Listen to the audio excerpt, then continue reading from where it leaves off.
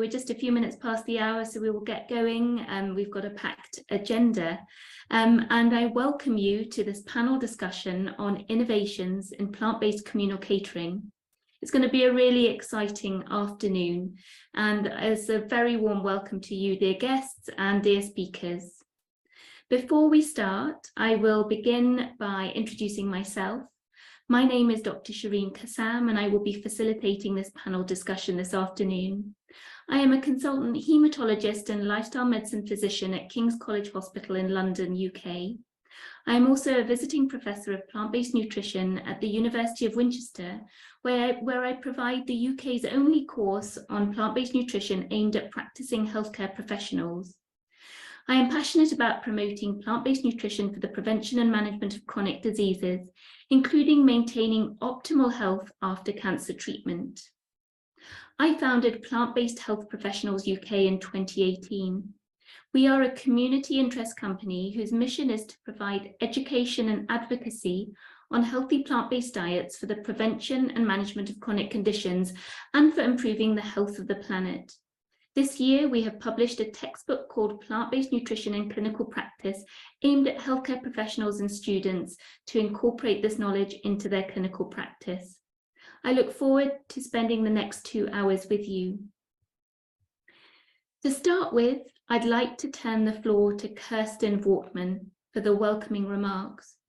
She is the head of the Division Environment and Food Systems at the German Federal Ministry for the Environment, Nature Conservation, Nuclear Safety and Consumer Protection. She joined the ministry in 2009 and has since worked on a number of national and international processes ranging from the UN Conference on Sustainable Development, Rio+20, to the 23rd Climate Change Conference in Bonn. Most recently, she was responsible for preparing the Climate Cabinet and implementing the Climate Protection Programme. Over to you, Kerstin, and thank you. Thank you for the introduction, Dr. Kassam, and welcome to all on the screens. That sounded like a lot of climate, and it was. And climate action is also remains a key issue for the ministry. But you mentioned it, it has a whole range, as the name reflects, of other government policies. And as I said, climate action remains key for us, since how we eat has a huge impact on climate, biodiversity, and natural resources. Our food system is creating ever greater pressure on our natural livelihoods and on agriculture. And food systems cause 19 to 27% of global greenhouse gas emissions worldwide and put 80% of biodiversity under pressure. And this, my ministry, the German Federal Ministry for the Environment, took into account this growing importance of food systems for the environment and climate and founded my division, Sustainable Food Systems, 2 years ago. So since then, we engage in shaping the path towards more sustainable food systems and identify key drivers for an environmentally sound way of eating and contribute to develop framework conditions, especially for the successful implementation of sustainable food systems. You all know that a more plant-based diet and communal catering as well are key in this endeavor. And that is why we support this project through funding from the European Environment Initiative called EURENI. And this EURENI emerged from the consciousness that close cooperation within Europe across borders is an important factor for success in environmental protection. And the program intends to strengthen actors from civil society, facilitate dialogue with governmental and non-governmental actors on environmental protection, and promote the benefits of European integration in this field. With EURENI, my ministry promotes a broad range of topics to advance environmental protection in the EU. This includes emission control, air pollution control, water management, circular economy, chemical policies, marine conservation, etc., as well as other aspects that will help implement the Sustainable Development Goals. But funding can also be granted to projects that address cross-cutting issues of environment policy, such as food systems or sustainable food systems. And we, as ministry, seeking projects that are located in Europe and will strengthen intra-European cooperation among EU member states and EFTA states through dialogue and the sharing of knowledge and experience. And the projects are selected based on ideas competition, and our implementing agency for the Eurini funding program is the Zukunft Umweltgesellschaft, ZUG. As explanation for the program and why I am here, but this is maybe a quite technical end, and I'm happy that today's panelists share their knowledge and their findings with us, and I'm very much looking forward to this discussion and hand over to the moderator for further content. Thank you very much. Thank you very much, Kerstin. That's really informative information you've provided us about the funding line through which PlantEurope Network project is funded. So just to start with a few words about the project itself. The PlantEurope Network connects pioneers from the field of plant-based nutrition across Europe to support and accelerate the transformation of the food system. The PlantEurope Network provides a website with helpful information, studies and tools. A community has also been created so that users can connect directly with each other. In addition, 2 reports will be produced during the project, one on political strategies to promote plant-based food in Europe, and the other on the best practices and diverse approaches in European countries. Furthermore, the PlantEurope team will conduct a total of 3 online panel discussions on different topics within the framework of the project, the first of which is taking place today. The pioneers from different European countries will be given space to share their success stories, thus enabling knowledge transfer and exchange of experiences. So this brings me to the topic of today. Plant-based food is so important in the current debates on climate and environmental protection, and especially in the context of communal catering. Of course, we all eat several meals a day, and eating and drinking is just one of the basic human needs. As a result of social change and demographic developments, the importance of communal catering has increased, and it is a powerful lever for climate and environmental protection. Communal catering reaches many people every day. Therefore, this catering that provides balanced and healthy meals has the potential to positively impact the health of guests and reduce the future risk of diet-related diseases such as type 2 diabetes, obesity, and cardiovascular diseases. Additionally, communal catering has an impact on the environment and climate due to its high daily turnover of food. Dishes consumed as part of communal catering cause an average of 1.3 kilograms of CO2 per plate. In particular, the frequent consumption of animal foods, especially dairy and meat products, is associated with high greenhouse gas emissions. Additionally, transport and further processing also requires resources, and of course, the food system is also the major driver of biodiversity loss.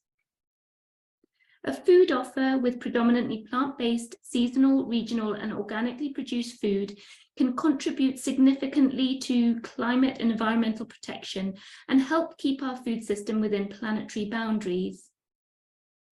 The European Union is among the top 5 meat producers in the world. A large part of it is exported, yet at the same time, on average, a person living in Europe eats almost 70 kilograms of meat per year. This is double the global average, and of course for us in Europe it's a food that's not even necessary. The EU is also the 2nd largest consumer of dairy products. Public communal catering in schools, hospital, government offices and so forth is subject to certain framework conditions. Public procurement is required for catering services. The regulations for public procurement set by the EU are now more sustainably orientated, leading to a stronger resource-efficient economy in the EU. In recent years, environmental criteria, called the Green Public Procurement Guidelines, or GPP, have been developed with suggested measures to be adopted by the member states. Against the backdrop of the global climate crisis, various stakeholders have criticised the fact that the GPP guidelines are a voluntary instrument and that the EU has not issued any binding guidelines for member states to follow with regards to plant-based nutrition in the area of communal catering.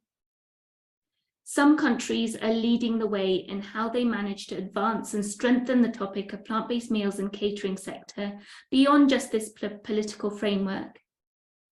Today, we will learn why and how they have gone from their individual path and what other countries can learn from them. First, we'll hear from Nuno Alvim from Portugal. We'll learn how a national law on non-discrimination has helped introduce more plant-based meals in public canteens. Helen Nilsson will then tell us about the city of Malmö in Sweden and how it has managed to emit fewer greenhouse gas emissions by using less animal products in school canteens, thanks to its policy for sustainable development and food.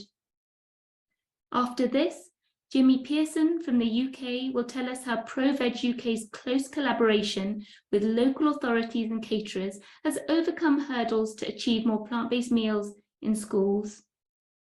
We will then also look forward to Claudio Pomo from Italy.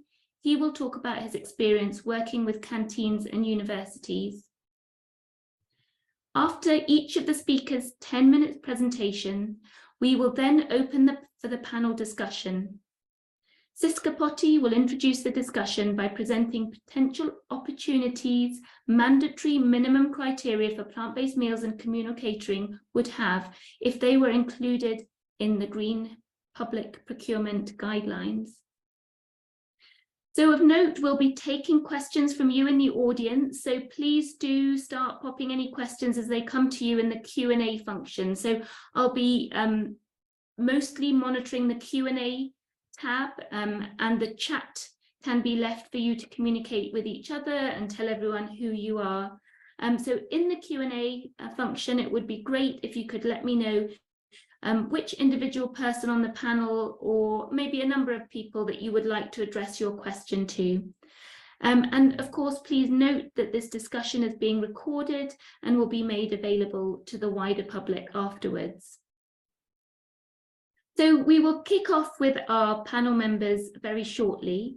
And we are going to start with an example of how, through initiative from civil society in Portugal, it was possible to make a plant-based food option mandatory in public canteens. Nuno Alvim is a board member of the Portuguese Vegetarian Society. They launched a petition in 2015 that received more than 15,000 signatures in a very short time and was subsequently discussed in the Portuguese Parliament. As a result, a new law was passed in 2017 requiring all public canteens, so schools, universities, prisons, hospitals, and so forth, to permanently offer a strictly vegetarian, or otherwise we would say vegan, option on their menus. This makes Portugal the first country to make a dining option being vegan mandatory on its menus. A similar petition was launched in the UK in 2022. So I will hand over to you, Nuno, for your presentation. Thank you, Shireen. And thank you, everyone is listening to us. Can someone just please confirm that you can hear me fine? Yes, yeah? we can hear you, thank you. Okay, great, thank you. So I'll share my screens and start right away. Great. So again, I'll be talking a little bit about the plant-based meals situation in Portugal, and like Shireen said, we managed to approve a law that makes the provision of plant-based meals mandatory. So yeah, and this has been widely broadcasted on the media online, especially, but also, for example, these metro news article that came out a few years ago, and I always find it funny that they say it's now illegal not to offer vegan food at prisons, hospitals, and schools in Portugal.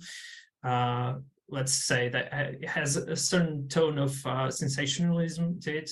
It's a bit, let's call it clickbaity. And another one says, this is the only country where it's illegal not to offer a vegan option. And what does it mean to be illegal exactly? Well, it's not like we're handcuffing chefs or doing something like that.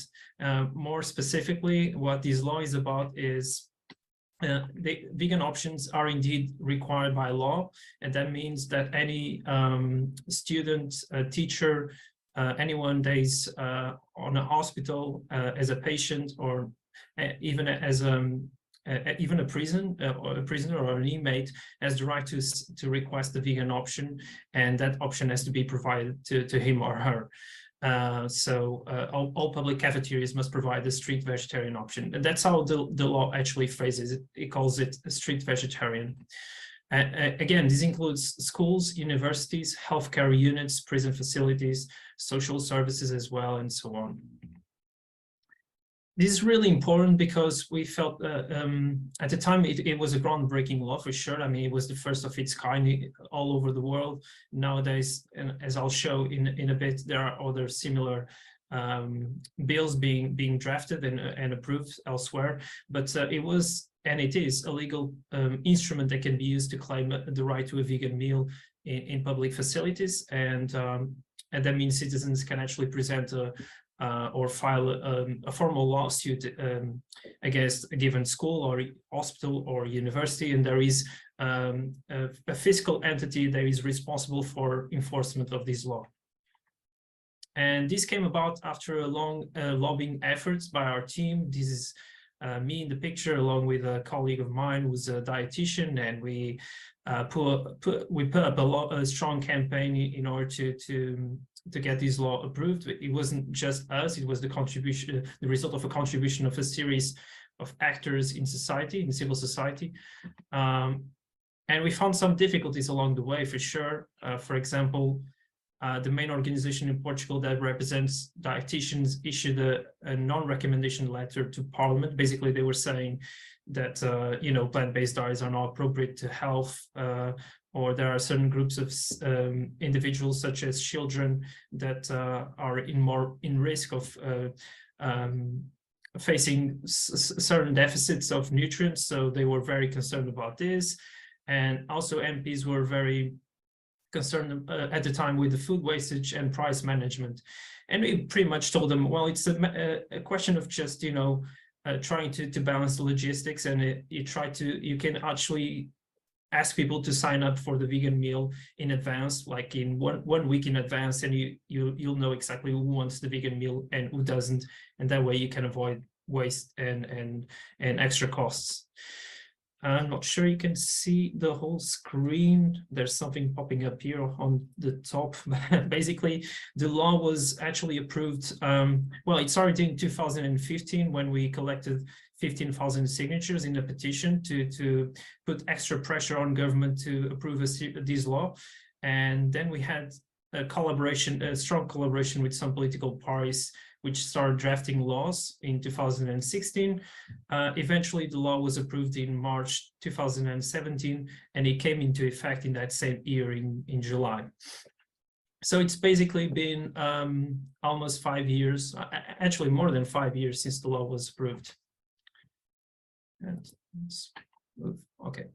So again, the political parties at the time had a strong impact on this current situation, for sure. I mean, we collaborated with some of them very closely, and we were actually, in a way, fortunate that there were some political parties at the time that were very keen to listen to us and to cooperate. And we can say that the political paradigm in Portugal was also very favorable, because it was a center left-wing government at the time. Elsewhere in the world, similar laws have been discussed and approved. For example, in California, can someone just confirm that you can see the whole screen? I have the bar. Yes, okay, great. we can, okay, great. Yeah, so California recently in 2018, well, more recently, then passed a law that requires vegan meals in prisons and hospitals, and that was also very a great breakthrough and an important milestone for sure. And even more recently, New York also, the Senate of New York also passed a great groundbreaking bill requiring vegan options in all hospitals in that state. Even more recently, Illinois, the state of Illinois also requires schools to offer plant-based lunches, but this law will only come into effect in 2024, if I'm not mistaken. So as we can see, mostly in the US, some states have taken the initiative of also mandating vegan meals for the approval of certain bills. So what is working exactly, and what are some possible strategies? Which strategies did we follow in Portugal and elsewhere are being followed that can possibly lead to success elsewhere in terms of how can we advise people who are trying to lobby for these laws? And some strategies that seem to be working based on our experience and based on the discussion we've been having with other people, especially when dealing with policymakers.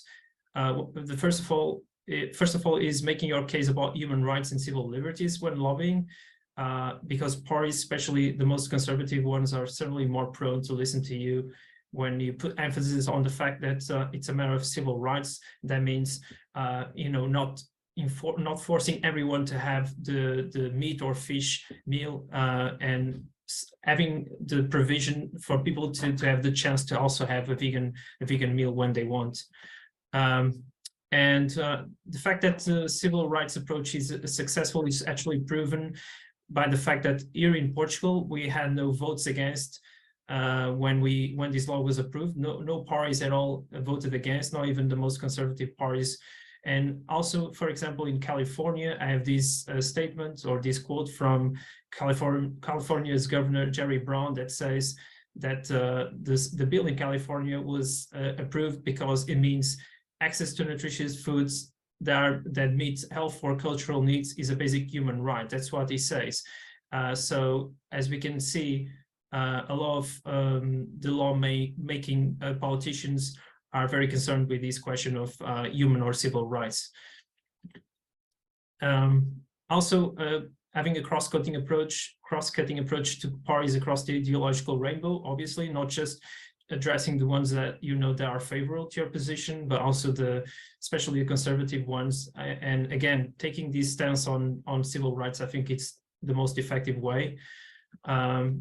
Using expressions such as plant-based instead of vegan while campaigning, and that works very well with the parties on the center and right wing. Also, using a rhetoric that focuses mostly on health or environmental benefits, and not using so much the animal rights narrative.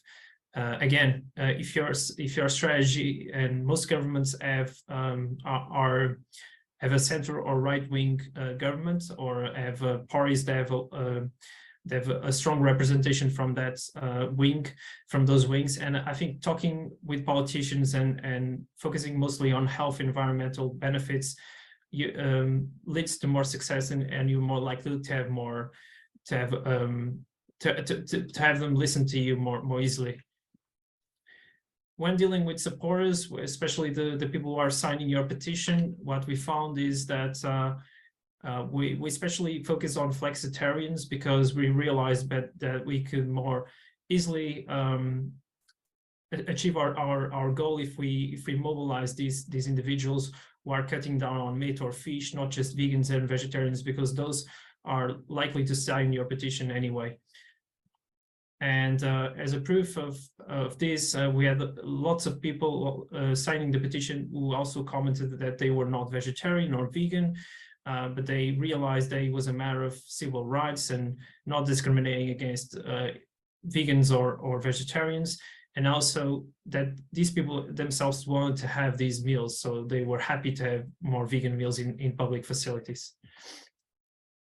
Yeah, so to end my presentation, basically what came next was that we realized that we also had to do a lot of training with caterers, because after approving the law, we were in the state, or the status quo was that a lot of school meal cafeterias, or a lot of the staff didn't know how to prepare vegan or plant-based meals.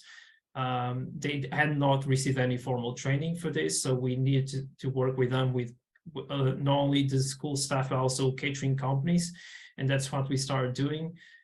Also, we established a municipal program. Basically, we're establishing protocols with municipalities in Portugal, and we're persuading them to offer a plant-based meal once per week to all students. And I think this is a matter of education mostly, because we want children to become familiarized with plant-based foods, and I think that's the way to move forward. So we're providing, actually, at the moment, we're providing free training to chefs, and along with workshops for parents and children. And we're also working on e-learning courses that make these materials more widely available. And yeah, that's been mostly our focus now. And that's it. Thank you for your attention. If you want, I'm leaving you with a QR code where you can find several resources that we put together, such as useful legal framework that you can use in your lobbying efforts, mostly related to human and civil rights.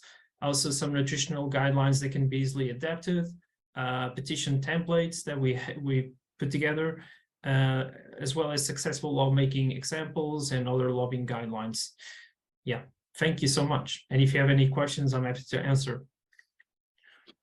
Thank you ever so much, Nuno. We'll ask you to just stop sharing your screen. That was fantastic, yeah, sure. And the audience have really appreciated that. And, you know, we can all resonate with some of the barriers that you've described, but also really in awe of your success. So thank you for sharing that. We'll come back to questions at the end after all the presentations.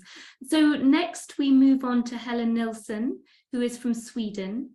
Helen will report how changes in school catering have led to more sustainability and a reduction of greenhouse gas emissions in the city of Malmö, and again also cover the hurdles that had to be overcome. So over to you, Helen. Thank you very much. Oh, just muted myself, sorry. Good afternoon, everyone. I'll just see if I can share my screen. Right, so yes, I'm going to be telling you about Malmö's journey to more sustainable school food, and I work for the Environment Department here in the city of Malmö. This has been something that a number of different departments have been working on together. So the schools department, the procurement department, and the service department as well. So everyone's been working really hard with this. So, but before I start talking about that, I thought I'd just give you some background about public food in Sweden. So Sweden is one of 3 countries in Europe where all school food is tax financed, and it's Sweden, Finland and Estonia are those 3 countries.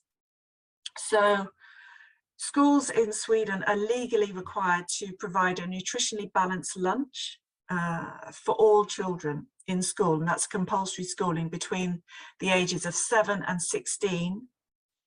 But the vast majority also provide for high schools as well, so for students between the ages of 16 and 19. And in that they get a warm lunch and a salad buffet with bread and drinks, so either water or milk. And municipalities also provide hot lunches, breakfast and snacks for preschool children, so children from the age of about 1 up until they start school, as well as residents of care homes. When it comes to organic, because we work with both reducing our greenhouse gas emissions, but also work to increase our organic procurement in Malmö. So the national target for organic food in Sweden is 60% in public sector catering.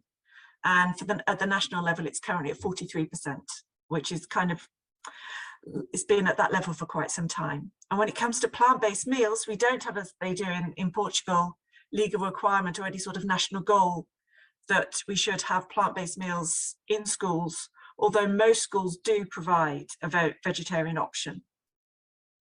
They can't refuse children if they require a vegetarian or vegan option. And in many schools, in all of Malmö schools, in any case, every lunch there is always 2 dishes on offer, which is one of those is always vegetarian. And when it comes to Malmö, we have an annual food budget of about 25 million euros, and in our schools we serve over 40,000 lunches every day.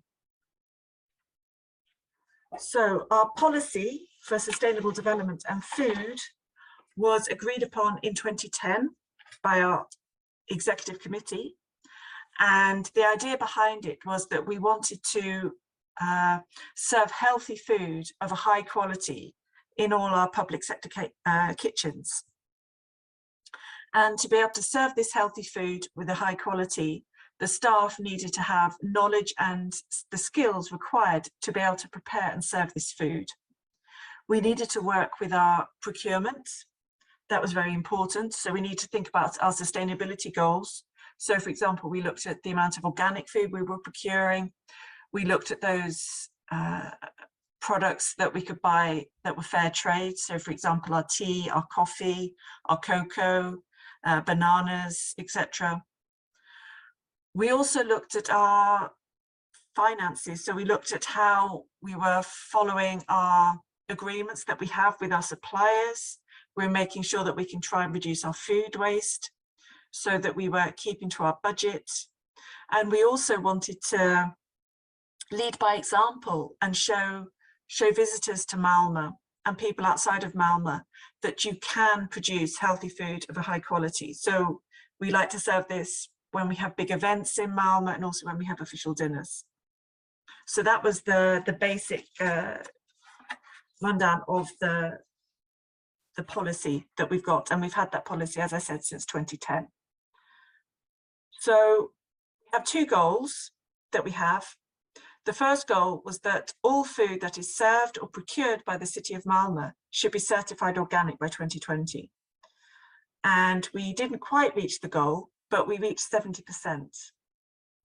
And we did, I must say that we did all this without increasing the budget for the amount that we were allowed to spend on food.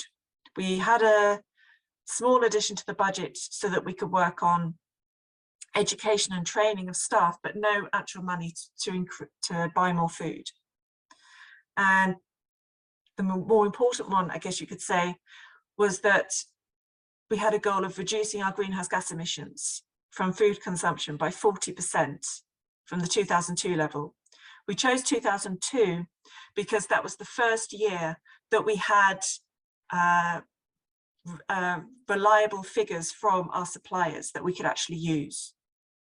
And we actually reached a goal of 30%. But in the schools, because this is for the whole of Malmö, but in the schools departments or the school restaurants, they actually reached the goal of reducing by 40%. And they actually also reached the goal of being all organic as well. So they've done an amazing job. So how have we managed this? Well, we set really clear goals. Right from the start, we really worked hard on our elevator pitch, because we wanted to be very clear when we were talking to people what we were doing and why. So we focused on, we wanted to improve the quality of the food, and that we had the 2 main goals of increasing organic and reducing greenhouse gas emissions. And we made sure that senior leadership and staff were on board with this in the service department, who provide all the food for the schools in Malmö. We realized that it would take time, so we worked slowly but steadily towards these goals, because we knew it would take time to do this, and we gave ourselves 10 years to do this. Education was incredibly important to both increase knowledge and understanding amongst the staff, so that they would understand why we were doing what we were doing and how they can contribute and help to reach these goals. Another important thing to mention, which I think a lot of us have encountered, is language matters. The language that you use when you're talking about these issues really matters. We didn't talk about reducing meat. We didn't talk about meat-free days. We didn't talk about vegan food. We didn't talk about vegetarian food.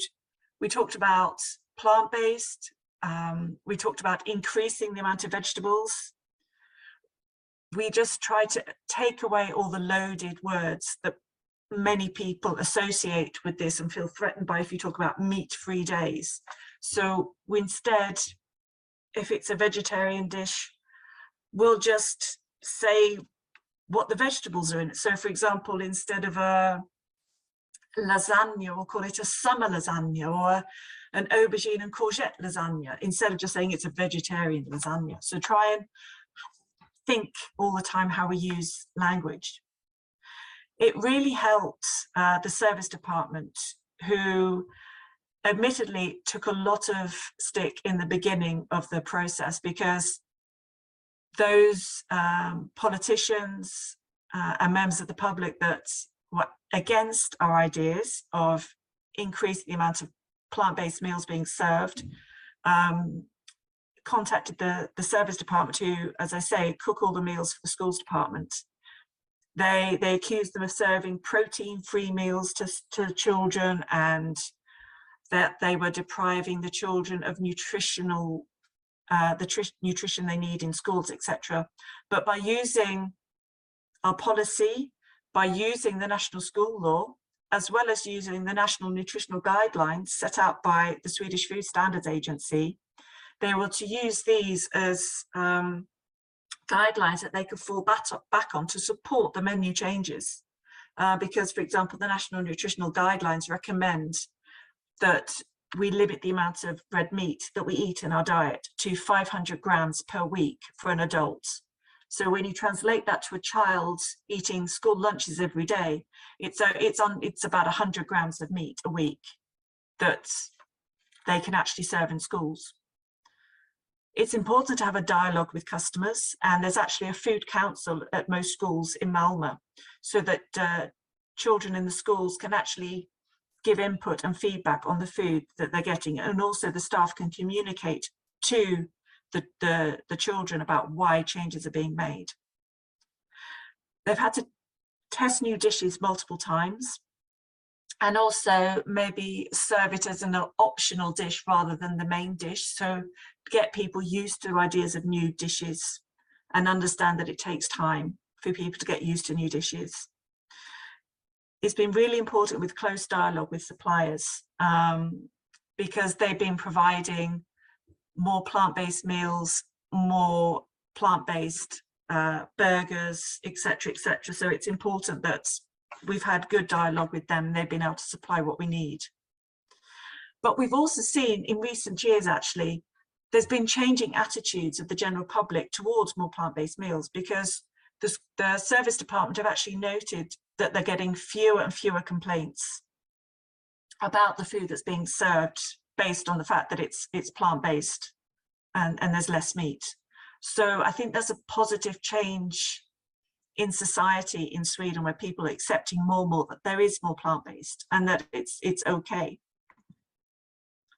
So what do we serve in Malmö? There is a vegetarian option every day, and the week is broken up into 1 to 2 plant-based meals a week, 1 to 2 fish-based meals a week, and 1 to 2 meat-based meals a week. And there's always a generous salad buffet on offer, and we follow the national nutritional guidelines. And this is just to give you an example. I think I know I'm running a bit out of time, but this is just to give you a bit of an example of a week from a few weeks ago, where you can see that there's always 2 dishes on offer here for week 43. And the option was on the Monday, it was fish. And the vegetarian option was carrot balls. So it was fish meatballs or carrot balls. And the Tuesday was purely plant-based with soya. And then Wednesday was fish again. And then there was a broccoli soup as the main meal for Thursday. And then there was pasta carbonara. So that would have been pork. On the Friday, there was a tofu carbonara as an option. So as I said, there's always a vegetarian option. And even on the days when there is only vegetarian food offered, there's always an alternative as well. So there's always 2 dishes that students can choose between. Challenges for the future. We still need to work more on reducing our food waste, which also is a major contributor to greenhouse gas emissions. We need to see how we can work to get the current debate is local is better, organic's better, what should you do? Increasing cost of food, I think everyone's experiencing that in the past year or so. And we also want to get in more local producers into our procurement deals. And it's a continuing work to gain acceptance from customers for the menu changes. As I say, the number of complaints have decreased, but we still get in complaints. But so we always need to be working towards happier customers. And also our policy was until 2020. And we don't quite know what the politicians want after that. They've told us that they want something, but they can't quite decide what they want. So watch this space and we'll see what happens. Okay, that was me. And in this slide, there's some extra links to our policy and our work on our homepage, and also to the Swedish Food Standards Agency with the dietary guidelines that we follow, and also some information about healthy food in schools. So that's me, and I'll stop sharing my screen now.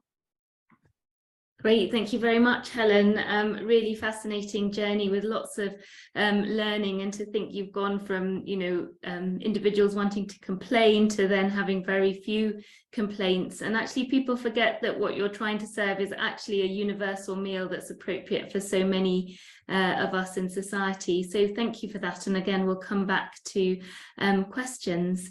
So it's a great pleasure to pass over very shortly to someone from my own country of the UK, Jimmy Pierson, who is Director of ProVeg UK. Through the School Plates programme, ProVeg UK has been helping local authorities get more plant-based meals on school menus since 2018. So far, they have converted at least 6.4 million meals in schools to meat-free or plant-based options. They are working with 37 major school caterers, mostly local authorities. We're going to hear from him how persuasive efforts at the community level can quickly bear fruit and increase acceptance of plant-based meals. So thank you, Jimmy. Over to you. Thank you very much, Shireen. Hi, everyone. Pleasure to be here. I will share my screen now.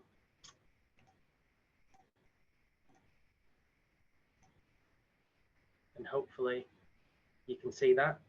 Perfect. Great. Well, I'm sure you all remember the kind of meals that you ate at school. For me, it was these things, turkey Twizzlers. If you're not familiar with them, you can see them on the screen. Highly processed, very low nutritional value, awful food, really. And it was knowing that these kinds of foods are still served in schools some 25 years later is the reason that we do what we do, really, to change and really try and revolutionise school food in the UK. Apologies, Jimmy, just to stop you short, not quite perfect. You've got a bar across the bottom that says Zoom is sharing. Are you able to hide that? Yes. Perfect, now it's great, thank you. Thank you very much. So our school food programme is called School Plates, and it aims to make school meals healthier and more sustainable by using fewer animal products. So we provide a range of different services, all free of charge. That's an important aspect of our service, to increase the quantity and quality and uptake of plant-based food in schools.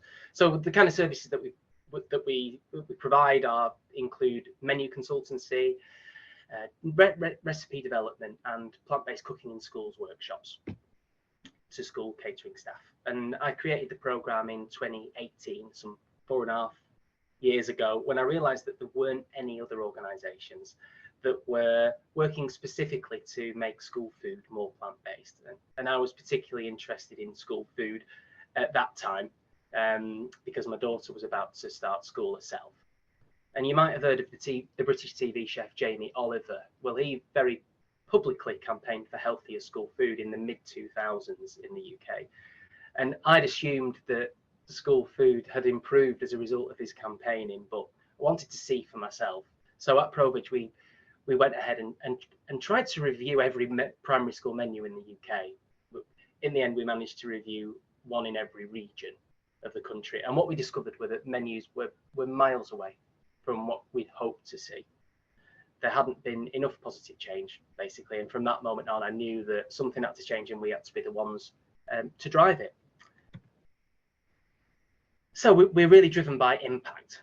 at ProVeg. We want to bring about as much change as we possibly can, as easily and as quickly as possible. And in our research before launching the programme, it became clear to us that regional government in the UK, which are called local authorities or local councils, and you can see me here with Oxfordshire County Council, they're often responsible for school food in a region, especially primary schools, and that they often provide the catering for between 25 and 400 schools, on average about 100 schools. And we also discovered that usually it's just one individual, a catering manager or a head of catering, that has the responsibility for the menu in all those hundreds of schools.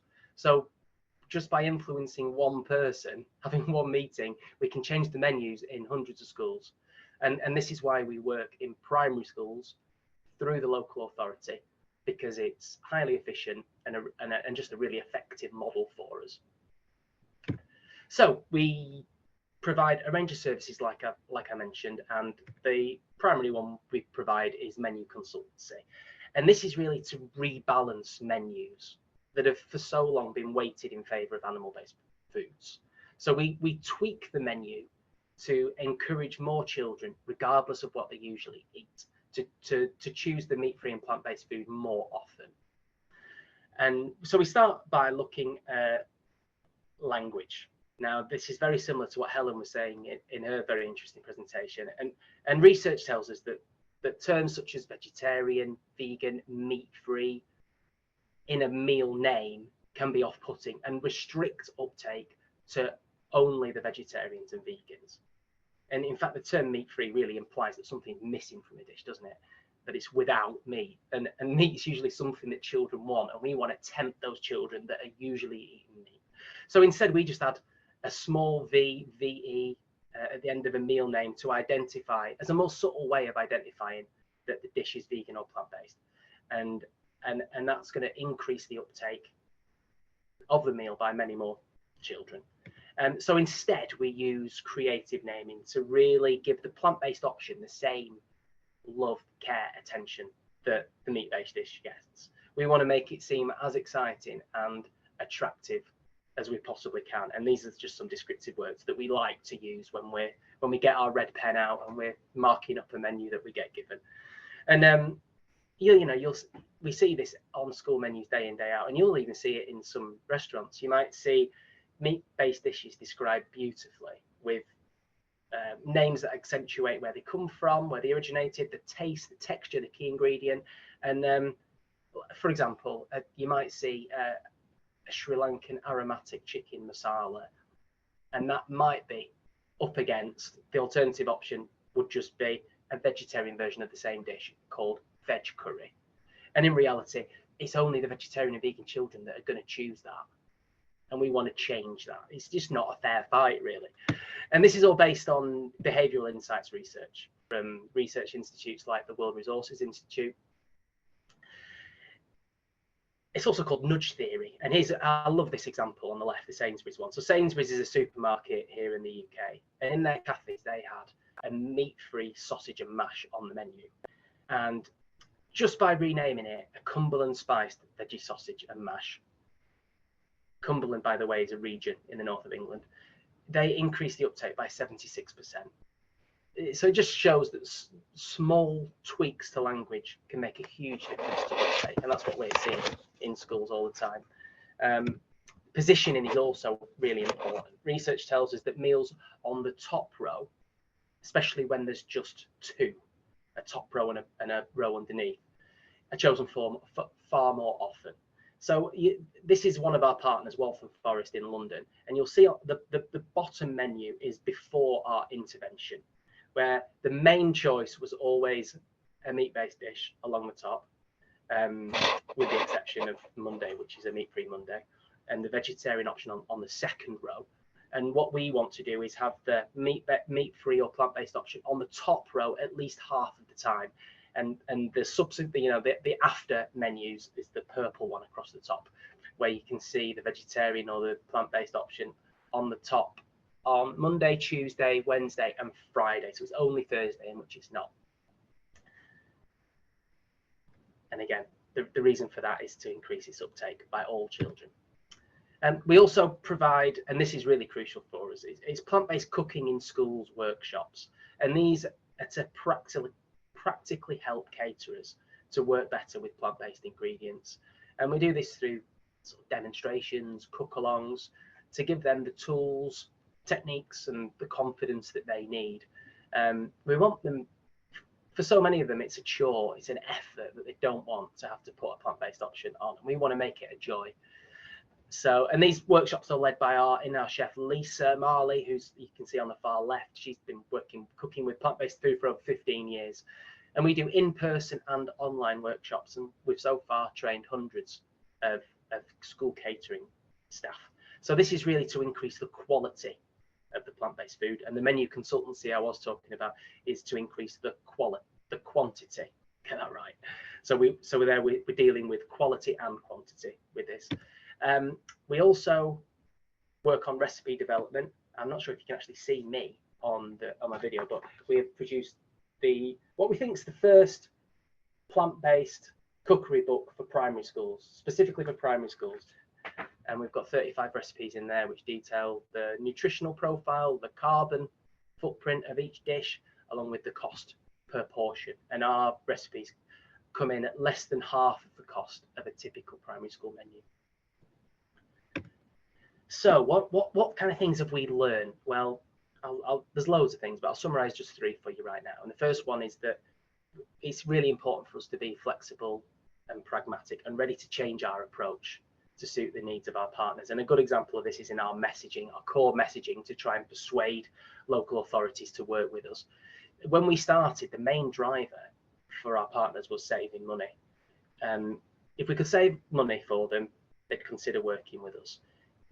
You know, many of them openly said to me, we're not bothered about health, and we're not bothered about climate change. You know, it's an issue, but doesn't really affect me. So we had to really focus on making our dishes cheaper, and we've had some success. But then over time, you know, 4 or 5 years later, overwhelmingly now, the main driver for our partners is climate change, because over 80% of UK local authorities have declared a climate emergency. And that's a real open door for us. So we've had to be flexible to change our messaging. And we've also changed, and secondly, another example is we changed the structure of our program 3 times already in 5 years to change the needs of our partners. And second one is soft and gentle.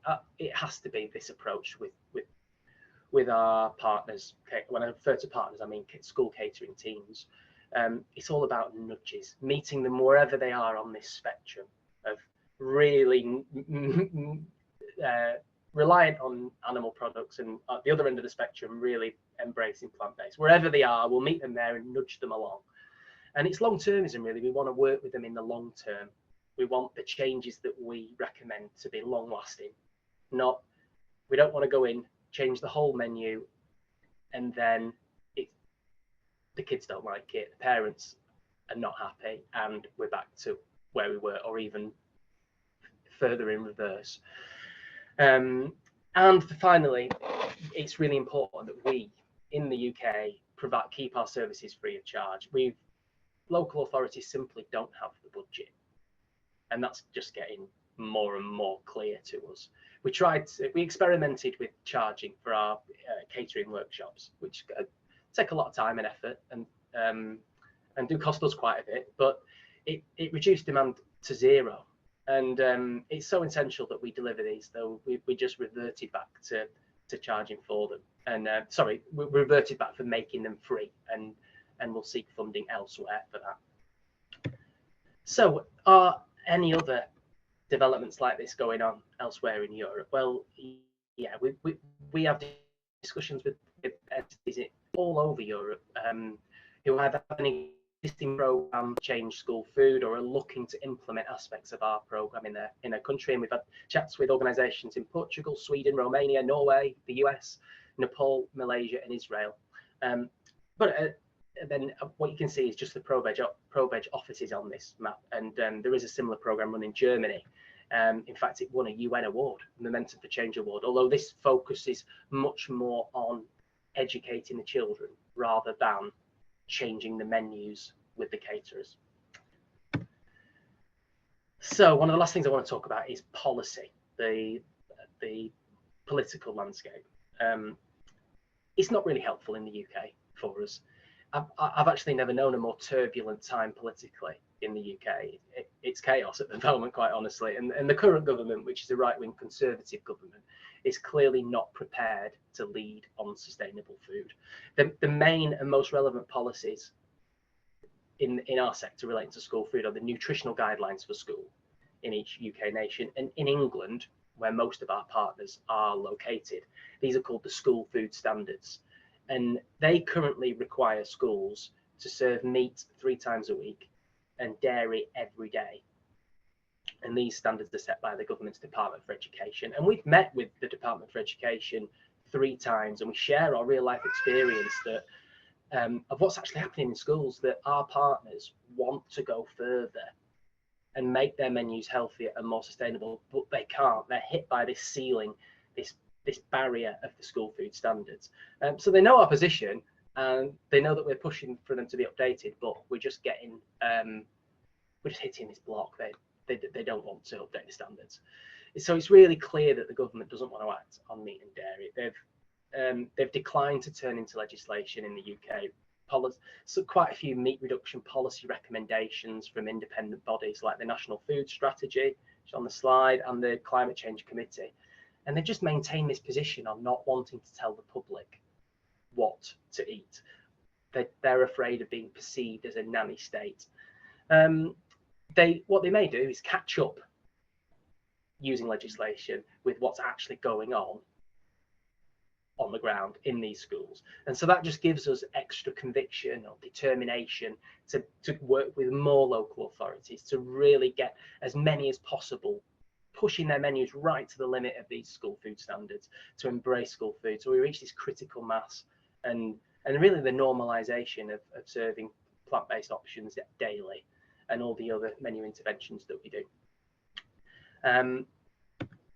What's really helpful for us in attracting new partners is media coverage. It's been a good year for us. We've been on TV 5 times this year, on all of which have been on BBC or ITV, which are 2 of the main national broadcasters.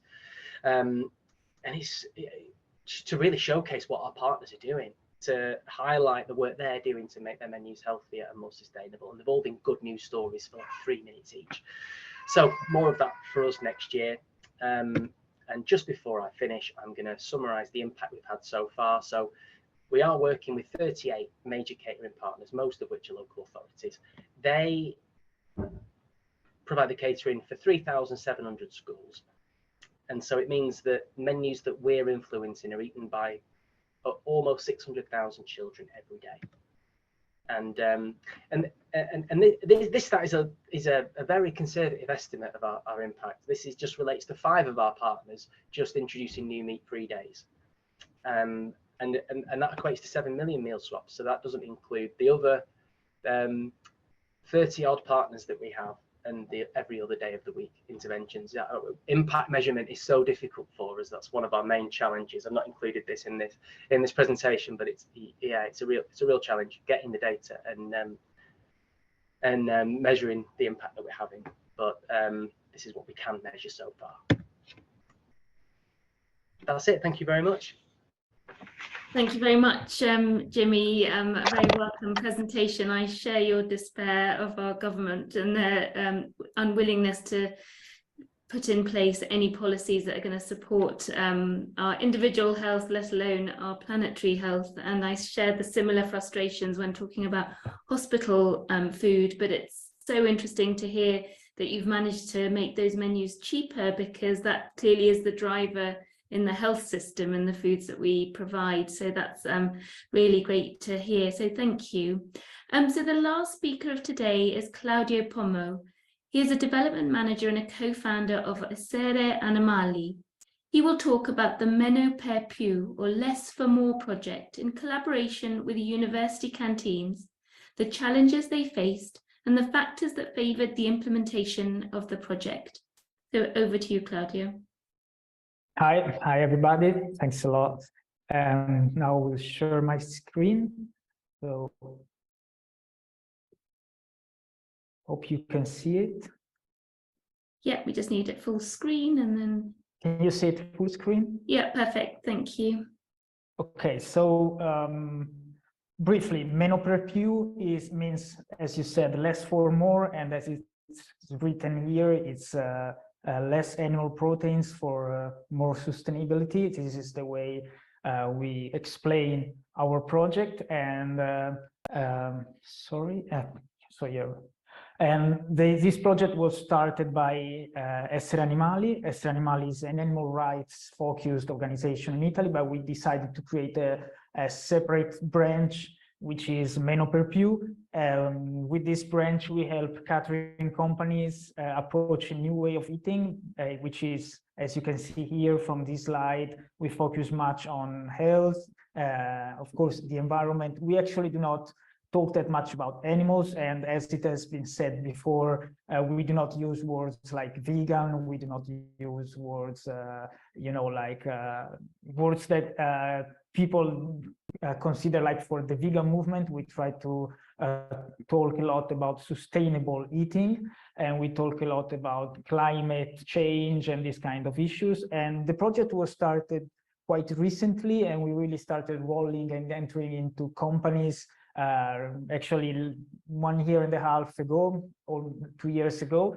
And now it's gaining momentum and growing. I will let you know more about it later. We started with companies and company canteens, and then we moved to universities, and I will explain you a bit later. But first I wanted to explain a bit about the Italian context. So this is the legislative context of Italy. The document called CAM, which means in Italian Criteri Ambientali, which is minimum environmental criteria, became law in 2020. So it seems quite a good legislative context, because in the report there is full 6 pages on talking about the environmental impacts of the food, and especially of meat and animal proteins. So this seems quite promising, but actually the change is very minimal, and what has changed is really not much. There is just 1 vegetarian meal that is mandatory every day, and 1 vegan meal that is mandatory every 2 weeks. And if you know a bit, I hope some of you know a bit about Italian food. In Italy, we eat a lot of pasta, a lot of rice, and this kind of carbohydrates. And it's quite easy, actually. It has always been quite easy to find a vegetarian pasta everywhere. So the problem is finding healthy and protein-rich, fully nutritionally meals that are not just pasta. So these CAM are not enough for to change the situation. So we have to work a lot. Also because not all canteens follow the CAMs actually. So we created this project, and we're trying to change the food in canteens in companies and universities. And how it works, this is just a few slides on what we do, which is not so different from what ProVeg is doing, but it's in a different format, because here we are talking mostly with companies. We are talking about adults. We are not talking about pupils or school children. And so we have to talk about people that have also a very clear idea of what they want to eat, and often they have a false idea of what a vegan meal is or how meat is important. So we do a lot of information inside the companies. When the company agree to work with us, we do not want to impose the new menu, the plant-based menu. We want the workers to understand why we do that, why the company is working with us, and why it's needed. So they want them themselves. And so we do a lot of trainings with surveys, webinars, videos, and so on. And so we want to have a great success when the menu comes, directly on their plate. And we do high quality education, as I said before. And so we do this. We tried and we tested and learned a lot doing this kind of trainings. How it, now I think we managed to find the best way, starting with a survey, and then we do a webinar, which is quite a funny webinar, not just a teaching webinar. It's more like things you do not know about food, which is like trying to engage the workers. And then we give them some nutritional facts, some climate facts there, and then we give them some very, very short videos on the environmental and nutritional impact of animal products. And then we do another survey at the end, and we find out that they learn actually a lot, and most of the workers are on our side, so which is quite important. And then it's the workers themselves complaining about the food in the canteens, and they want them changed. And then we also assist the companies in internal and external communication, of course, about this change and the reasons.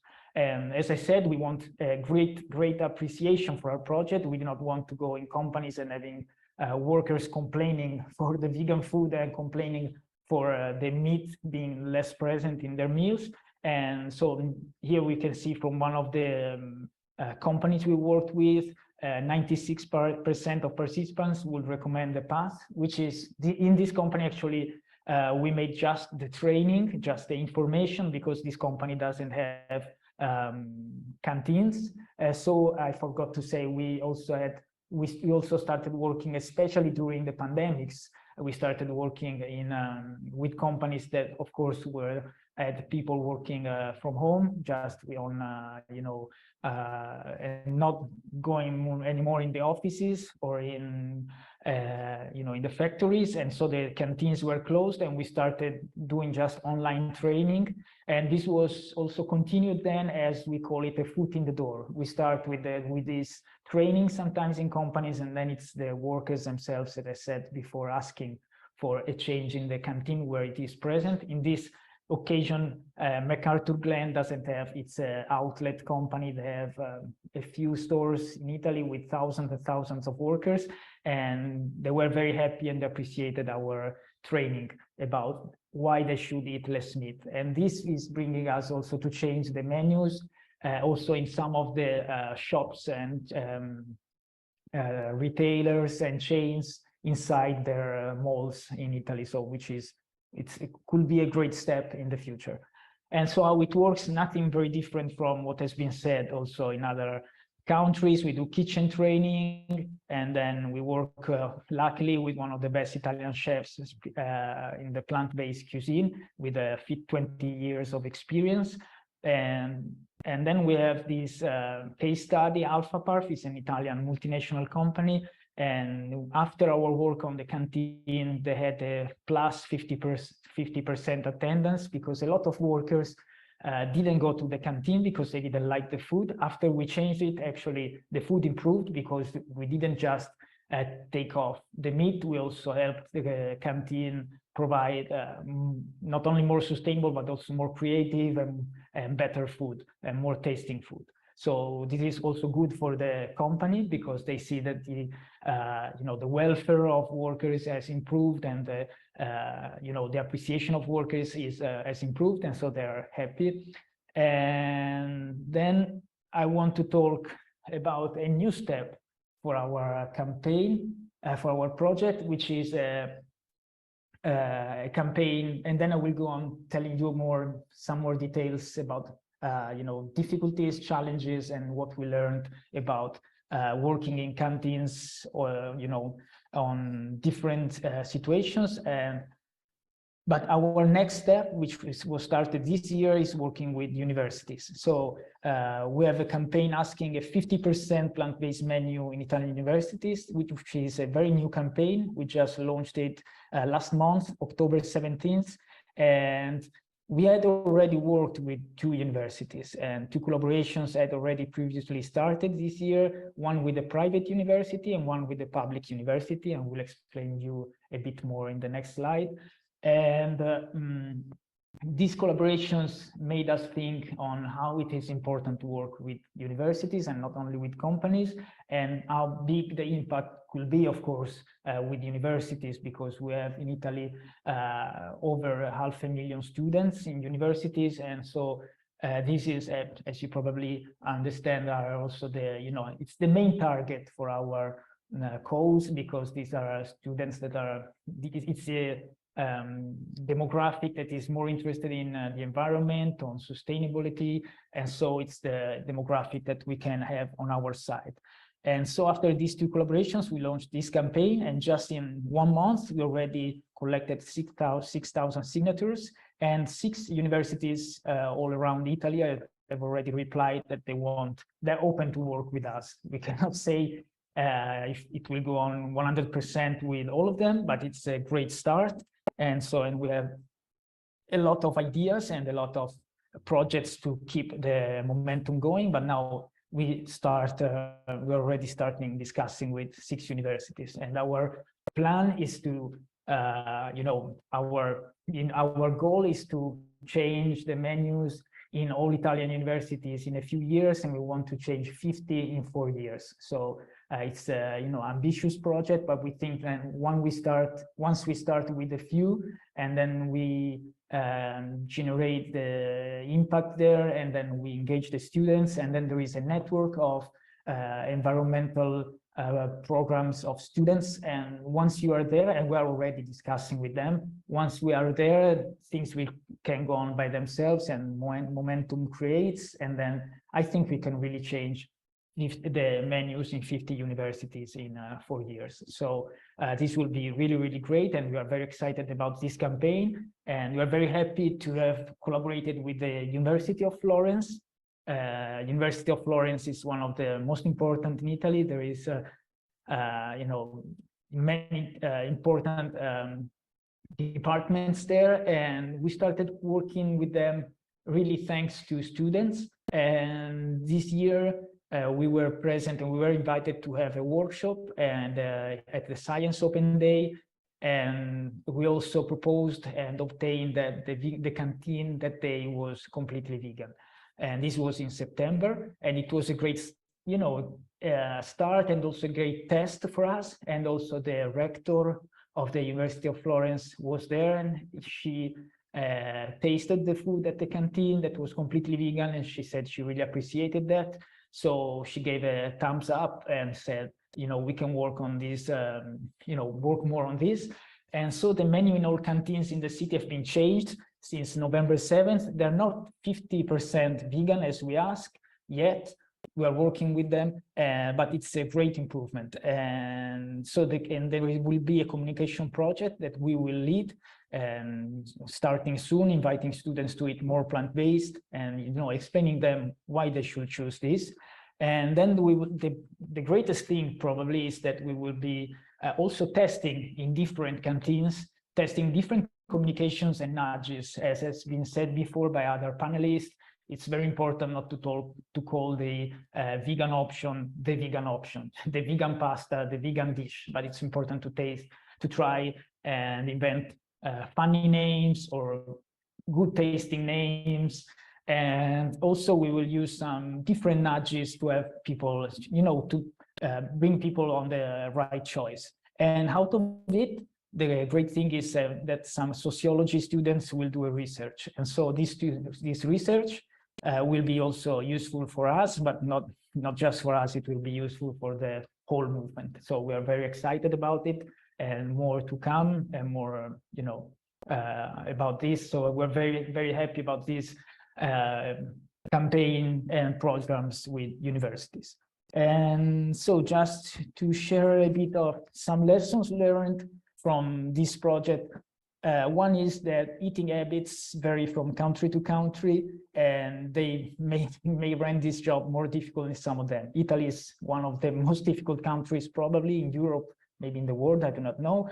And you know that Italians are very famous for their food. There is a strong tradition of food, and there is some ways that Italians are eating meat that are very different from the ways that other countries, especially Northern European countries, are eating meat. And so it makes quite more difficult to replace it.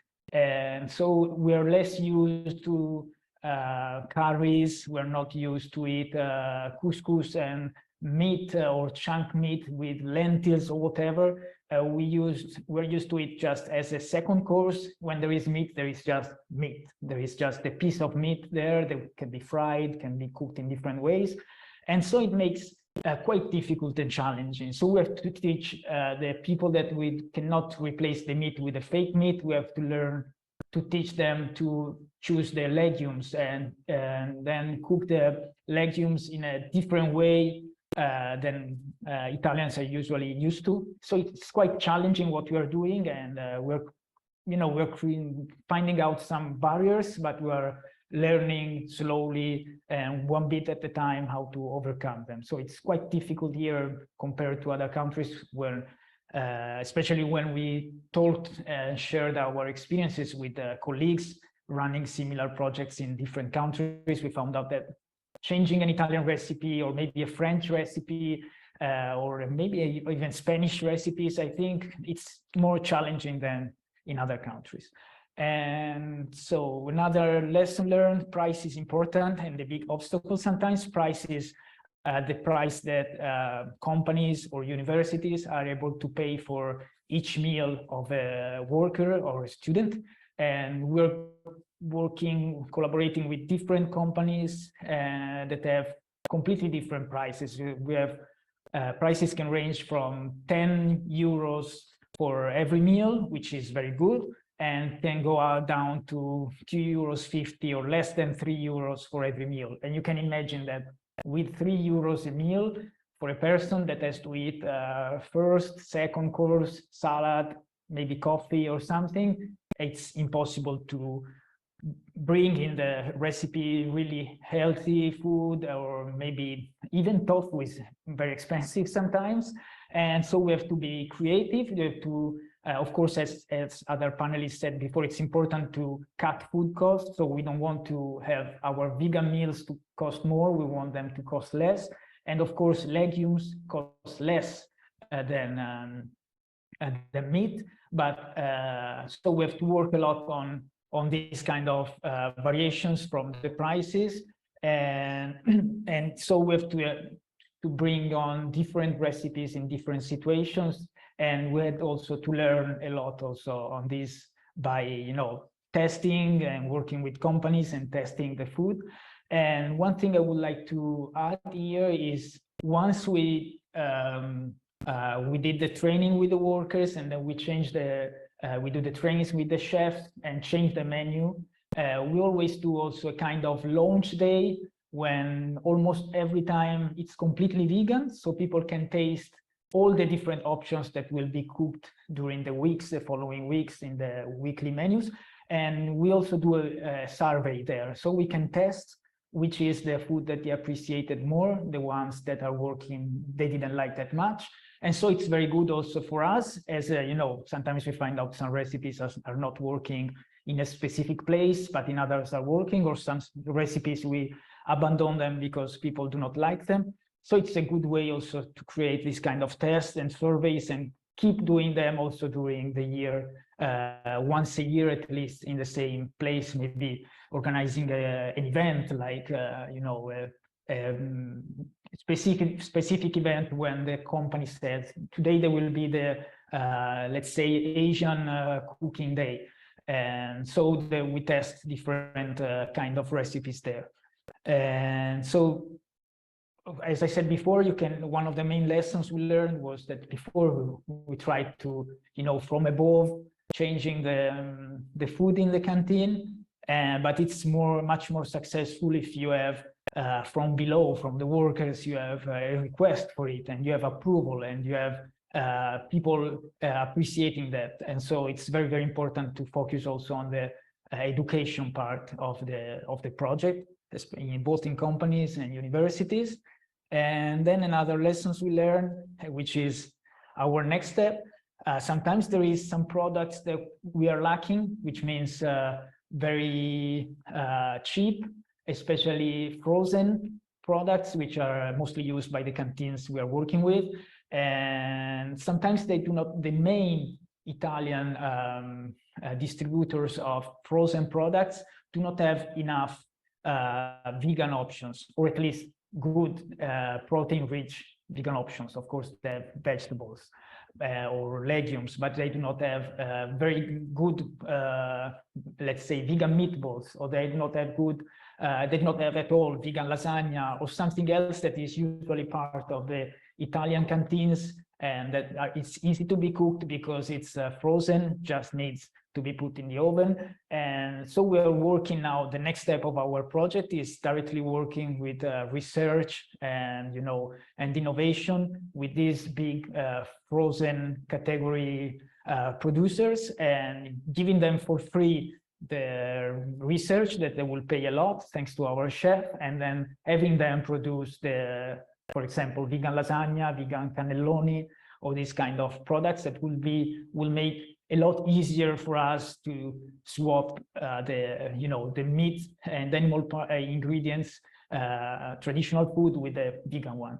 And so the next step, big step we are going to take in 2023 is this. And so whenever something doesn't exist, you have to, you know, it's a big challenge, but maybe you can create.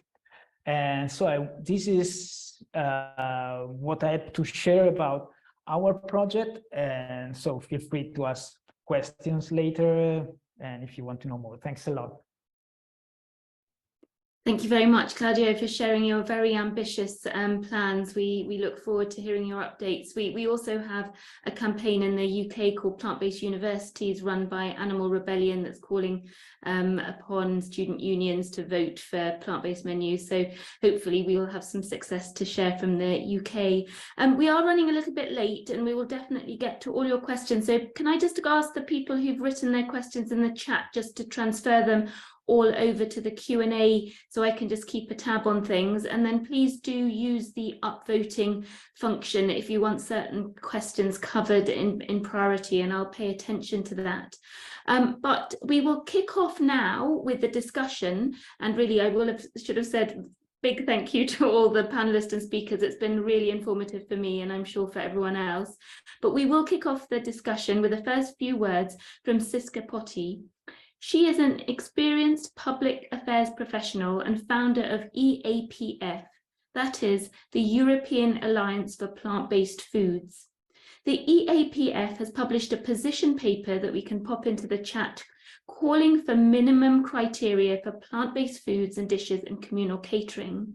So Siska, is your camera on? Oh yes, there you are. I have to locate you. That's great, thank you. So Siska, I will start by asking you whether you could explain very briefly in simple terms what the GPP and the SPP guidelines are, and what you at the EAPF are asking from the EU or member states. That was a lot of abbreviations. No, thank you so much. First of all, I would like to thank the organizers for inviting me to this very interesting panel, and perhaps just a very brief word on the Alliance, because of course this topic is one of our topics, but we work on every topic covering the plant-based food. So our focus is really on advocating towards the European institutions, so both the Parliament, the Commission, and the Council, of course. And the purpose is really to facilitate the shift and to accelerate the shift towards more plant-based food. So definitely, as you rightly said, and as we heard it in many of the presentations, the whole opportunity, I would say, of public procurement and public procurement guidelines is, of course, key in this transition towards more sustainable food, and most of all, more plant-based food. So because this is key, it's also part of the position that we have been writing about it, because we are convinced that public procurement is really key to influence the dietary habits and to also to facilitate access to nutritious and sustainable food in public spaces. But many tenders across Europe still vastly focus on the economic aspect of, and they settle sometimes or mostly for the most affordable offer. So the selection process in a way is disregarding sustainability and also nutritional diversity of diets. And as a result, very often public procurement is favoring I would say, the more common project, but unfortunately with high environmental impact, such as meat and dairy. So, and this is also not in line with the evolving consumer demands, nor is it with the environmental standards for changes in the market. So what we as the Alliance are calling upon towards the European Commission and the institutions is, of course, first of all, to include plant-based foods in the mandatory criteria for sustainable food procurement. A second call is to integrate the environmental impacts of foods and diets in the cost-quality assessment of the offers. And a third very important call is also to set stronger incentives to encourage competition, especially for innovative SMEs, because we very often see in the current tenders, or at least the results of the tenders, is very often the same, I would say, usual suspects who get the call. So that's the three asks, the key asks that we are working towards. I think the guidelines, as it said, they suggest to include more plant-based, but what we would like to have is really to have it mandatory, to have mandatory criteria on plant-based food. So that is what we are, of course, asking. We applaud the guidelines, but it is left too often to the member states to then decide whether they do it or whether they do not do it. So that is, of course, not ideal. A mandatory criteria would be much more helpful. And I'm very pleased to hear all these good examples. So we can already see that a lot is happening on the ground, but if we could succeed in having a European-wide mandatory criteria, that would, of course, facilitate and accelerate a lot. So perhaps I stop here. Yeah, great, thank you, Siska. And so in terms of what member states are doing, are there any pioneer country-based examples that you're aware of that you wanted to quickly mention to complement this civil society type of action? Well, I think we heard in the previous sessions already several countries active on it, and I think we also see examples in Finland and Denmark. There are also some examples in Latvia and also very recently also in France. So you see initiatives popping up, and also in Scotland there's now also some movement. So I would say there is a lot of progress on the ground, and I think one of the panelists already indicated that's mainly due because there's a much higher public awareness. So I think the environment is now much more positive to work towards. So I'm very positive on the development, but of course these are the most best-in-class examples. So it would be great if the entire European Union would have the criteria and apply them. Yeah, wonderful. Thank you, Siska. I'm sure we'll come back to you in the further audience questions. So I will move over to the questions you put in the Q&A. Just a reminder, if you put any in the chat, just copy them across into the Q&A function. And we'll kick off for a question for Helen from Sweden, so specifically for the Swedish presentation. How did you measure greenhouse gas emission reductions, and are there sanctions if the goals aren't met? Okay, thanks for the question. No, there are no sanctions, first of all. I should say that. They were goals, they weren't sort of forced upon. They were our own goals in our own organisation. So no, we couldn't exactly fine ourselves. And measuring, in the beginning, we used the research institute RISE, which is based in Gothenburg. And they have a very good database where you can group and list your different products that you procure and put it into their system, and you get out the greenhouse gas emissions from your different products. Now we have a data tracking tool that we use for all products that we procure. It's connected to our monitoring system. It's called Compare. And basically it allows anyone who procures food, so it could be the individual chefs, it can be their managers, they can go in and they can get an immediate view of if they, for example, order, I don't know, 10 kilos of minced beef, they can see immediately the amount of greenhouse gas emissions from those 10 kilos, and then can put in, say, 10 kilos of soybeans, and they can compare. So it's an immediate tool that they can use and measure the greenhouse gas emissions from the products that we procure. Great, thank you. And maybe just while we're with you, Helen, just a slightly related question. How are you able to reach 70% organic procurement while not increasing your budget? What were methods used to stay within that similar budget? And I also had something slightly related to ask about whether you'd engaged with farmers on this, because clearly it comes down to prevalent farming practices as well. So. Yeah, okay, I'll just repeat. I saw someone just jumped in with the chat. I'll just repeat. The name of the research organization in Gothenburg is RISE, R-I-S-E. Their website is ri.se, very easy to find. Okay, organic, that was,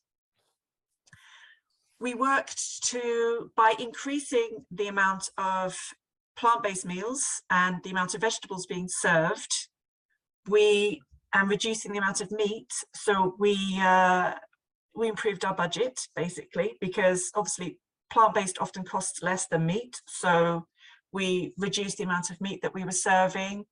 We focused more on cooking from scratch rather than buying pre-prepared food. So that involved a lot of training for the staff. We worked a lot with our suppliers. We didn't work directly with the farmers because we are a big organization. As I said, we procure food for 25 million euros a year.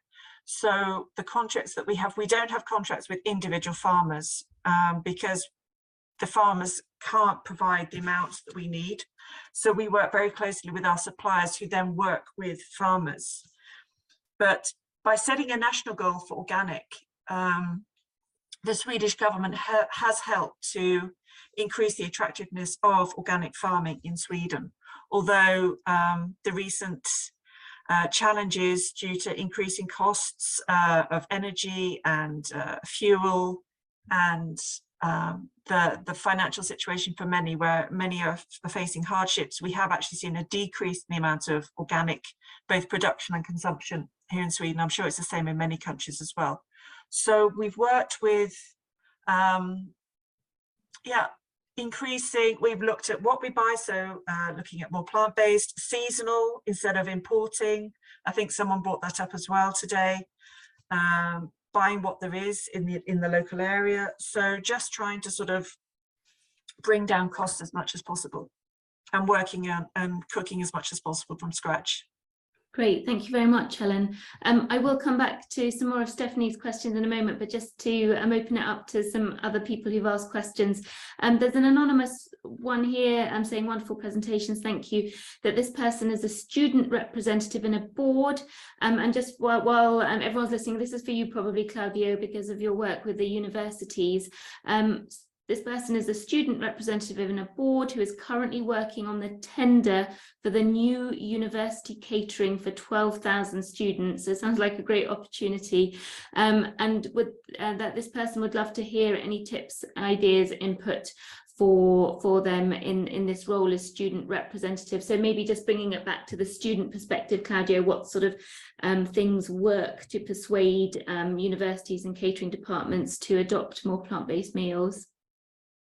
Yeah, as I said, this is something that is just starting here for us, so we are still learning. But in the situations where we have already worked with universities, it was in both occasions, it was the students introducing us. And so we had we just didn't come from, from outside contacting university, but we had someone inside, both students and researchers. And so it's very important also, even if you do not have contacts there, you can find them, because I do not know the situation in any country, of course, but here we have a kind, what is usually called something sustainability network or environmental network or something like that in any universities, or it is a regional or university or national network of students interested in these topics. So you can reach out to them.